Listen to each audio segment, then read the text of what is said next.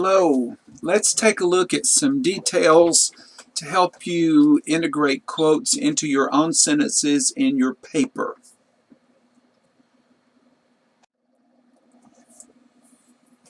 We will be working on citations and your works cited list together in a writing lab in class. But be proactive. Look it up for yourself. Use OWL at Purdue University to find the proper ways to cite your sources. Scroll down until you find a sample that looks like your source and use that as a basis.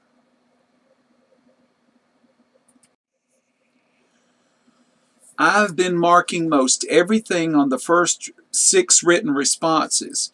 You should have been studying the marks and comments to learn how to smoothly integrate quotes into your sentences. Here's an example of some awkward construction. As Mary Shelley wrote, she came to accept an ideology of dependent femininity. It's really easy to make this read directly. Just say it. Mary Shelley came to accept an ideology of dependent femininity. It reads much more smoothly and does the job with less words.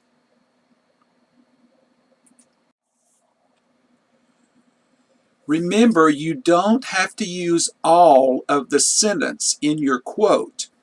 Take a look at the way this quote is broken up.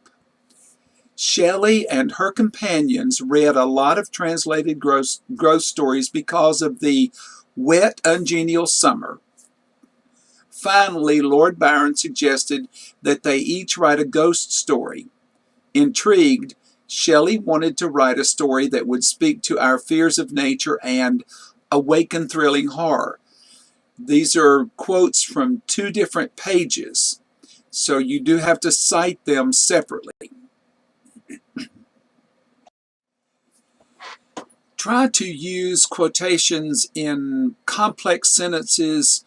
Sometimes try to combine 2 short sentences to make them work. Here's one that says, Shelley's parents were prominent in the revolutionary movements that peaked in the late 18th century. Their views profoundly influenced their daughter. This sort of sounds like 2 quotes stuck together here. It would be much stronger to say, Shelley's parents were prominent in revolutionary movements that peaked in the late 18th century, and their views profoundly influenced their daughter. Notice you only need 1 citation, not 2, because both of the quotes in this sentence come from the same page and they're in the same sentence. If they're in 2 different sentences, like the first example, they need to be cited separately.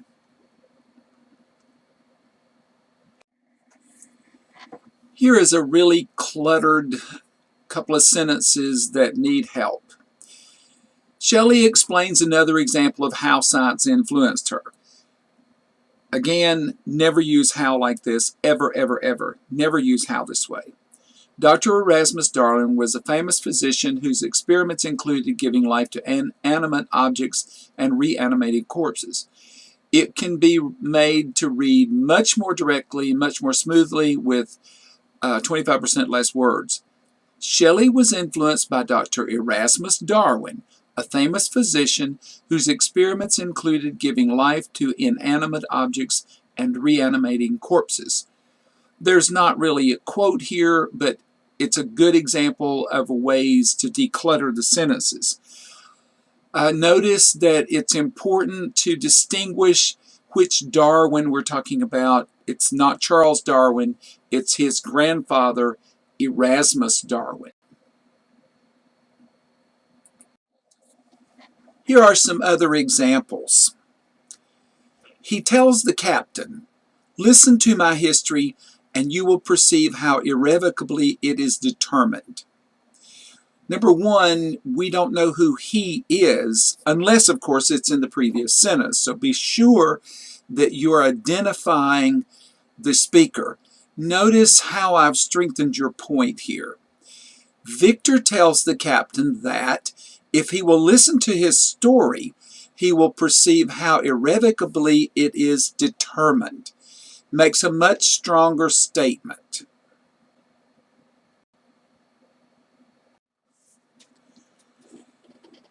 Here's another. Shelley had great respect for Lord Byron's work, as she writes. This is very awkward. Also, the quote doesn't work in the sentence. The first thing you should notice is that the capital C does not read as part of the sentence here. So let's deal with that by putting it in square brackets, and let's reword the sentence to read smoothly. Shelley had great respect for Lord Byron's work, semicolon. She felt that he was clothed in all the light and harmony of poetry, and that he seemed to stamp as divine the glories of heaven and earth. This way everything reads, the verb tenses are correct, and it makes sense.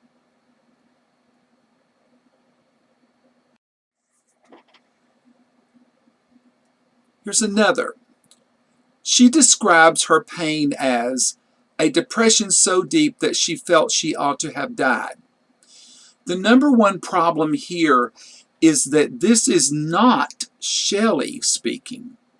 This is in the introduction to the novel, and the introduction is written by Johanna M. Smith. Be sure you're identifying the correct speaker. So this is a way to do this. According to Johanna M. Smith, Shelley described her pain as a depression so deep that she felt she ought to have died. Also, you have to remember that ought to have died is quoted in Johanna Smith's introduction. So you have to have single quotes inside the double quotes because it's a quote within a quote. Also, the capital A was not in Johanna Smith's text. So watch out for that. Don't just put in capital letters for no reason.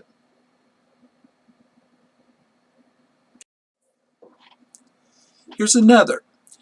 Shelley also claims that her story was not written by her. She believed it was written by her husband. It was entirely written by him. There are several problems here. One, this is a comma splice. Shelley also claims that her story was not written by her is a sentence. She believed it was written by her husband. It was entirely written by him is a run-on sentence. So you can't write this. Look how simple it is to fix it. Shelley attributes her story to Percy and tries to claim that it was entirely written by him. Of course, it was not entirely written by him.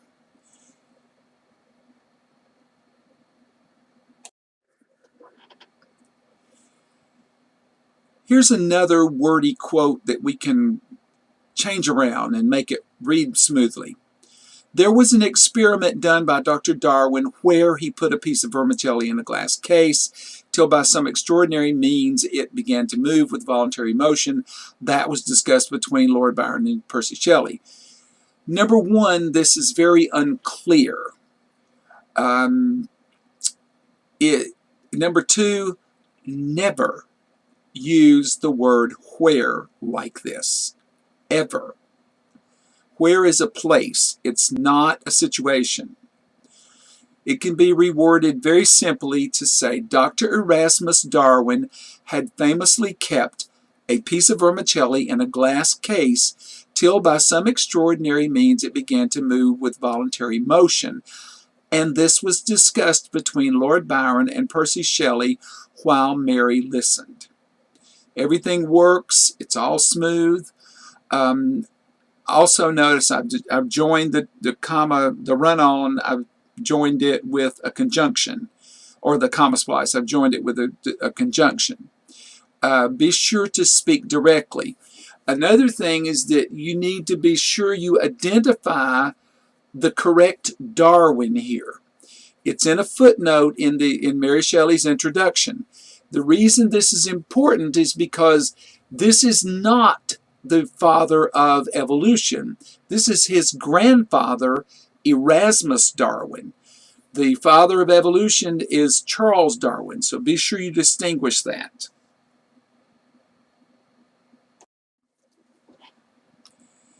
Here's another one that needs help.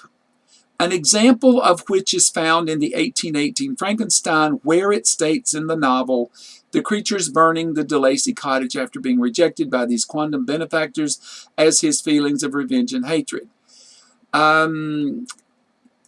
Again, we have where. Never, ever, ever do this. Never put where in like this.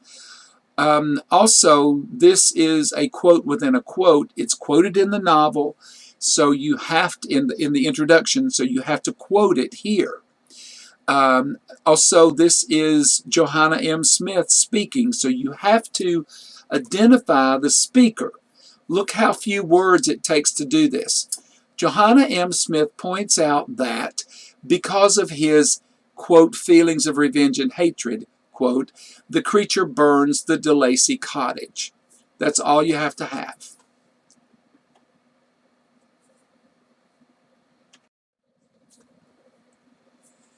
Here's another wordy sentence. When Victor states, never do that. You can only use states one time in any paper and avoid it whenever you can, and don't ever do it this way.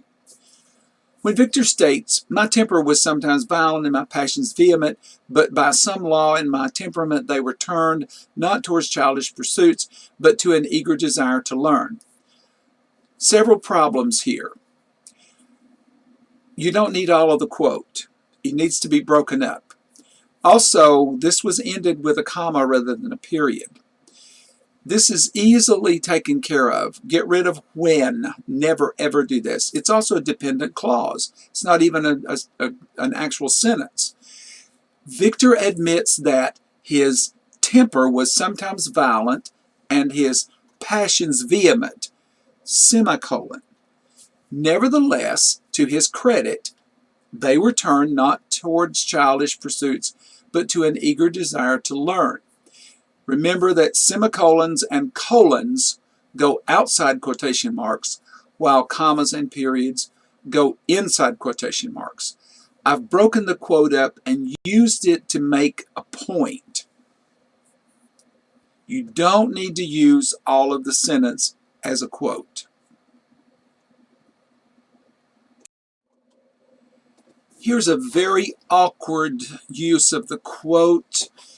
It should have been broken up. If you will open your book to page 17, it's in the last paragraph of the biographical and historical context. This is an awkward use of square brackets that does not work.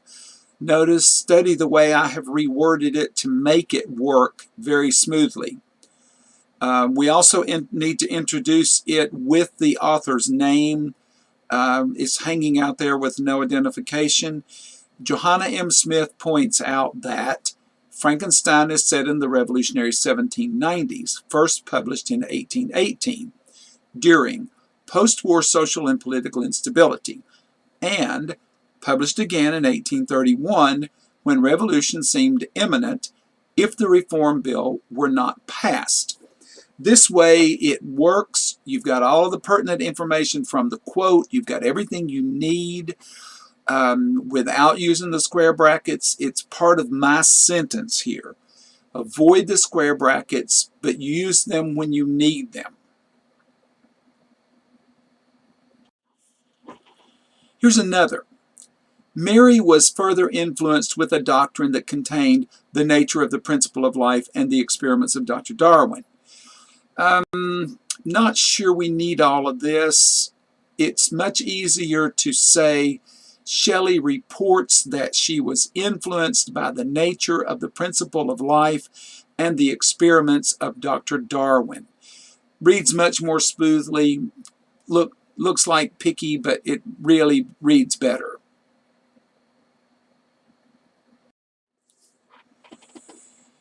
Here is a very awkward one. Number one, Shelley is not describing the girl named Elizabeth.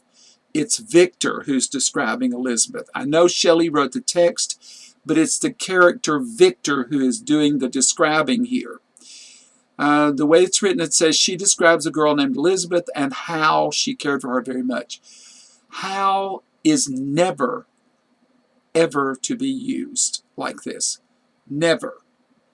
It's on the edit checklist. Avoid how altogether. Same thing with where, the way it was used earlier. It's very simple to deal with this. Just make it direct and use only the part you need. Victor describes Elizabeth as so beautiful that no word, no expression could body forth the kind of relation in which she stood to him, his more than sister. It works very smoothly. Obviously, I'm pausing to show you the quotes, but it would read, Victor describes Elizabeth as so beautiful that no word, no expression could body forth the kind of relation in which she stood to him, his more than sister. So break up the quote, use the part you need.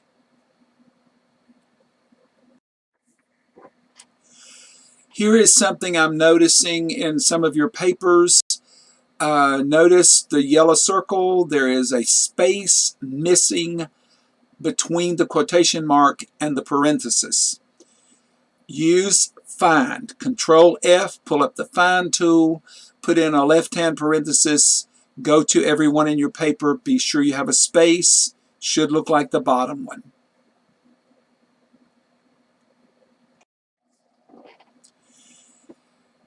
Here's a reminder. Remember that question marks and exclamation marks go inside quotation marks in a quote, and then you still have a period or the appropriate punctuation at the end.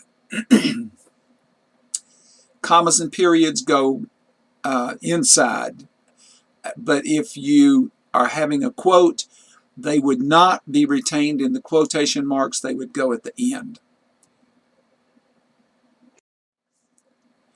Let's have no monstrous quotations and citations. Please remember, I am your first resource, and you should ask me for help when you need it.